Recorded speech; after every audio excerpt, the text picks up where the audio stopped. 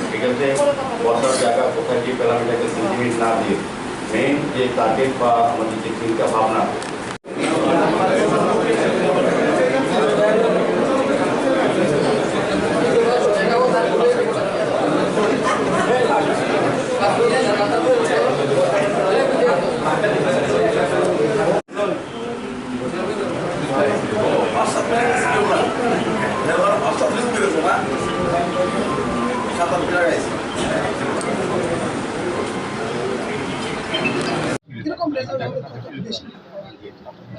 আপনারা অবগত আছেন যে আগামী 19শে এপ্রিল আমাদের লোকসভা নির্বাচনের পাশাপাশি আমাদের ৭ রামনগর বিধানসভারও উপনির্বাচন সংগঠিত হবে। এই উপনির্বাচনেও ভারতীয় জনতা পার্টির প্রার্থী হিসাবে আমরা সুনুদার আমাদের যিনি সেখানে প্রয়াত প্রাক্তন বিধায়ক সুরজিৎ দত্তের অনুগামী হিসাবে যাকে আমরা বিশেষভাবে চিনি,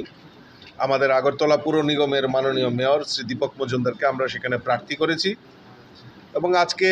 সমস্ত বুথের কার্যকর্তা, বুথ প্রেসিডেন্ট, কর্পোরেটর এবং সাংগঠনিকভাবে যাদের পরই দায়িত্ব রয়েছে সকলকে নিয়ে এই সাংগঠনিক বৈঠকের আহ্বান করা হয়েছে। এবং আজকের যে উপস্থিতি এবং বুথ প্রেসিডেন্ট থেকে শুরু করে যে সমস্ত কার্যকর্তারা এখানে উপস্থিত হয়েছেন তাদের যে উচ্ছ্বাস, তাদের যে উৎসাহ, আনন্দ, সেটা দেখে আমি নিশ্চিত হয়ে গেছি যে আর কেউ ধারে কাছে নয়, আমাদের মাননীয় দীপক মজুমদার যিনি মেয়র,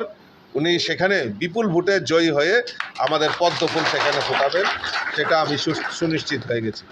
এখন আজকে আমরা বৈঠক করছি যে সাংগঠনিকভাবে ঝাঁপিয়ে পড়ে, কারণ আমার এই দেবদুর্লভ কার্যকর্তারা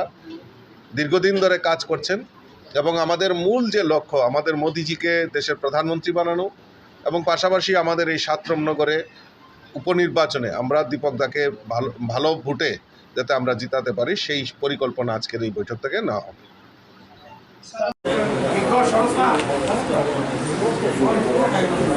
আমি আর প্রথম